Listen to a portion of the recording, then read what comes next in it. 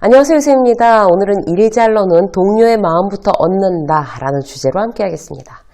보통 1:1 코칭 신청하시는 분들은요, 진로 코칭이 대부분이고 그 다음으로 차지하는 주제가 직장 인간관계 문제입니다. 회사에서 사람들하고 잘 못 지내는데 이유를 모르겠다거나, 아니면 점점 진급은 하는데 일만 할 수는 없잖아요. 조직을 관리해야 되는데 어떻게 사람들을 관리해야 될지 모르겠다. 이제 이런 어떤 고민들이 많으신 거죠. 지금 이제 시청하시는 우리 구독자분들 중에서도 그런 고민 갖고 계신 분들이 많을 거예요. 그래서 오늘은요, 기본적으로 이런 어떤 직장 인간관계에 대한 고민, 여기에 대해서 이제 현실적인 어떤 현장에서 바로 활용할 수 있는 매뉴얼을 오늘은 그대로 한번 여러분들한테 소개해 드리도록 하겠습니다. 사람의 어떤 심리를 잘 알고 그 심리를 이용해서 마음을 얻는다는 거 굉장히 좀 효율적인 일이에요. 그러니까 우리가 그 사람들하고 잘 지내기 위해 살 수 있는 노력들이 어느 정도 이제 한계가 있잖아요. 그러면 거기에 들어가는 에너지, 노력을 잘 활용하면 효과적으로 이제 사람들하고 잘 지낼 수가 있고, 이제 활용을 제대로 못하면 정말 애는 쓰는데 잘 안 되는, 결과가 좋지 않은 경우들이 있죠. 오늘도 누군가 잘 지내고 싶다, 최단 시간 안에 그 사람의 마음을 얻고 싶다, 그러면 내가 효율적으로 에너지를 써서 어떻게 해야 되는지, 자, 오늘 한번 얘기해 볼게요. 일단 후배라고 전제하고 그 매뉴얼을 한번 만들어 볼게요. 자, 후배의 어떤 그런 신뢰와 호감을 사서 좋은 관계를 유지하면서 내가 정말 회사에서 잘 일하기 위해서는 어떻게 해야 될까요? 첫 번째, 신뢰를 표현하셔야 됩니다. 신뢰를 표현하는 것이 기본이고 우선이고 사실 전부라고 해도 과언이 아니죠. 나를 신뢰하지 않는 직장 상사, 절대 믿지 않고 좋아하지도 않아요. 관계의 발전 없죠. 못 믿어 하는 그 후배라고 하더라도 일단 아주 작은 일에서부터 시작해 보셔야 돼요. 자, 신뢰를 표현하는 방법 첫 번째, 칭찬이에요. 포인트는요, 앞에서도 칭찬하지만 뒤에서 칭찬하는 게 그게 포인트예요. 예를 들어서 이제 밥을 먹고 있는데 팀원들끼리 김대리가 없을 때 김대리 칭찬을 하는 거죠. 김대리 지난번 PT 때 발표 참 잘하더라. 준비를 꽤 열심히 한 것 같던데 아주 인상적이었어. 그렇게 되면 결국에 김대리 귀에 들어가겠죠. 그 얘기가. 그 자리에 없었던 김대리 얘기. 그리고 옆팀 팀장한테 이제 그 경력으로 이제 우리 팀에 새로 들어온 김 과장에 대해서 옆팀 팀장한테 얘기해 주는 거예요. 그 분야에 대해서 아주 전문성, 정말 있어 보이고 잘 들어온 것 같아. 든든해. 의도적으로 흘리는 거예요. 칭찬은 믿음을 만들고 역량을 끌어올립니다. 그리고 여러분들을 더 좋아하게 만들어요. 앞에서 칭찬하고 특히 뒤에서 칭찬하는 거, 칭찬의 진정성을 갖게 되는 방법이에요. 자, 두 번째는, 자, 신뢰를 표현할 수 있는 두 번째, 첫 번째 칭찬이었고 두 번째는 지지하는 거예요. 사람들이 있을 때, 그래, 네 말이 맞아, 이거죠. 바로 공개 지지예요. 공개 지지. 그럼 얘기 끝난 거죠. 뭐 직장 상사들 중에서 이상한 습관 붙어있는 분들 계세요. 무조건 누가 후배가 특히 얘기하면 그건 아니지, 그게 아니고, 이렇게 시작하는 거예요. 못 믿어오니까. 그리고 또는 이제 그 사람의 계획이나 이제 의견이 부족하니까 거기에 대해서 막 살붙이고 보충 설명하는 거죠. 더 보완하는 게 자기 역할이라고 생각하는 거예요. 물론 그것도 맞아요. 그게 선배의 역할이긴 한데, 일단 서두를 어떻게 꺼내느냐가 굉장히 중요합니다. 네 말이 맞아 라고 하면 후배의 자존감을 지켜주는 거예요. 의욕을 더 올리는 거예요. 타인의 의견을 반대하고 보충 설명부터 한다고 해서 이제 선배가 더 우월해 보이는 거 그거 아닙니다.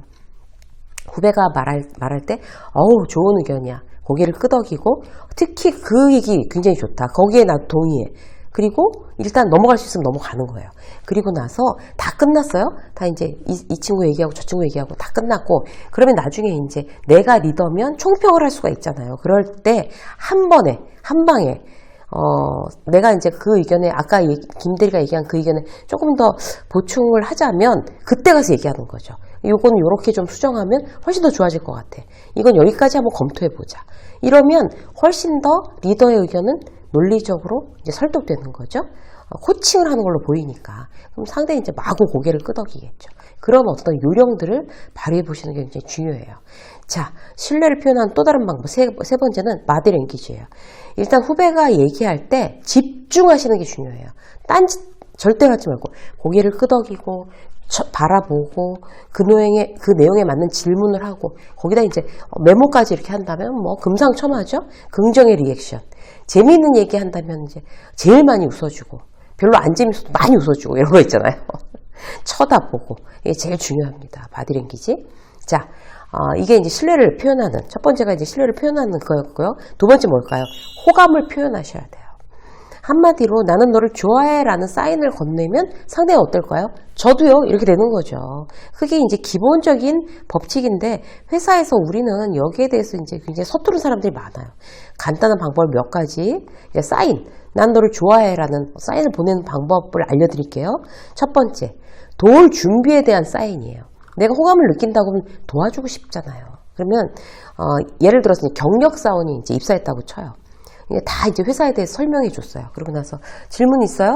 뭐 요청사항이라든가 있으신가요? 이렇게 얘기하면 얼마나 딱딱해 보이겠어요. 형식적인 느낌이 들잖아요. 그 대신 혹시 일하다가 궁금한 거나 도움이 필요한 거 있으면 언제라도 편하게 얘기하세요. 이렇게.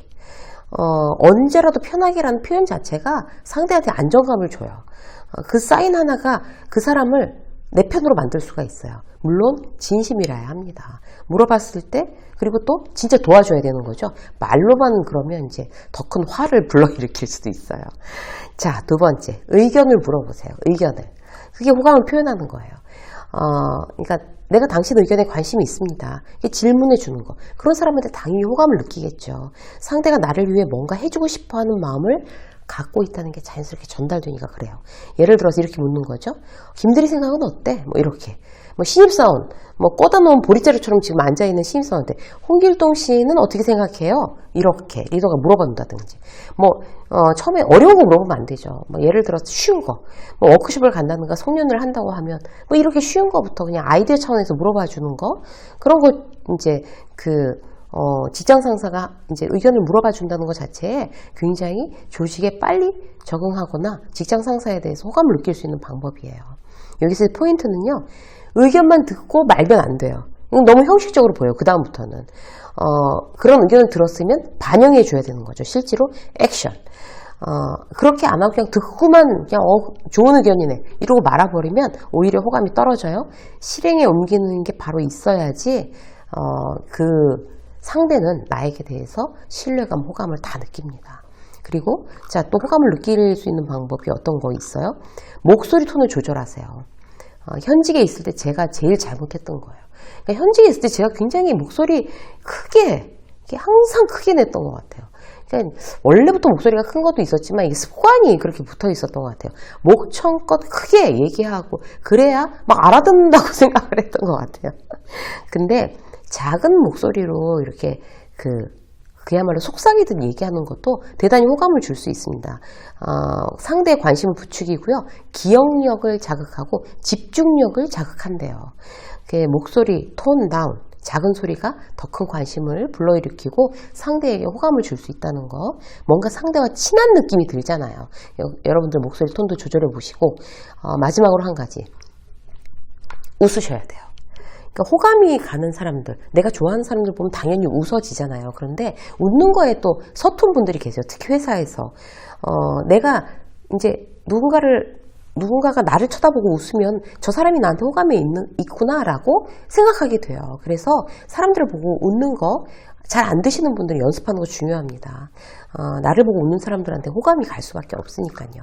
자, 어떤 호감을 표현하는 4가지 방법에 대해서 또 말씀드렸어요. 자, 여러분들은 이제 어떤 이제 직장에서 일잘러가 되기 위해서 동료의 마음부터 얻어야지. 그래야지 어떤 일도 훨씬 더 협업이 잘 되고 내가 이제 목표했던 것을 함께 도와가며 시너지를 내면서 잘 이뤄낼 수가 있습니다. 자, 동료의 호감, 마음부터 얻는 방법, 신뢰를 표현한다, 호감을 표현한다. 각각 신뢰를 표현하는 데 대해서는 이제 3가지 원칙 말씀드렸고요. 호감을 표현하는 데 있어서 4가지 원칙 말씀드렸어요. 이 7가지 원칙을 여러분들이 활용하셔서 어떤 동료들에게 훨씬 더 신뢰를 표현하고 호감을 표현해서 그들의 마음을 사로잡는 여러분들이 되시기를 응원합니다. 유세민 직장 수업 오늘 여기까지 하겠습니다. 고맙습니다.